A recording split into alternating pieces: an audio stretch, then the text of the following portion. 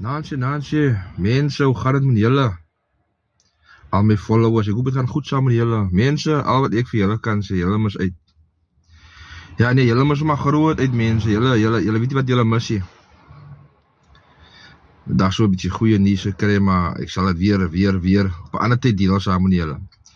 So, al wat ek wil sê mense, die tyd wat jy lank voor wag, gaan jy 'n groot fout maak.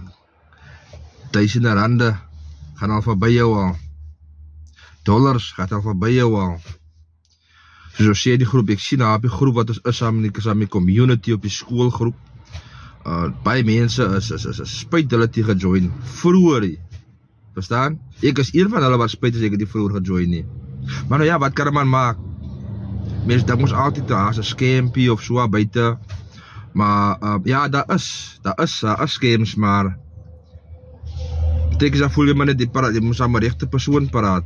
En jy weet ook nie wie is die regte persoon nie. Maar laat weet maar hoe julle voel. Al wat julle maak, julle gaan nie bo www.mrlou.co.za. Dan gaan julle in die web in en dan sal julle sien daar moet jy jou e-mailadres indruk. Dan druk jy jou e-posadres daarin en dan kan jy sien of het vals of whatsoever is. Jy sal sien, jy sal nie fout maak. Daarvan as jy voel jy wil aangaan met die program, dan volg jy dit soos dit jou pas. Daar is verskillende opsies wat jy kan gebruik van betalings. Dit hang maar nie van jou af wat jy wil betaal, wat jy wil insit. So, mense, moet julle tyd vir julle morsie. Ons almal dink aan gou aan 'n vroeë retirementjie. Verstaan? So, maar daar hang alles van jou af.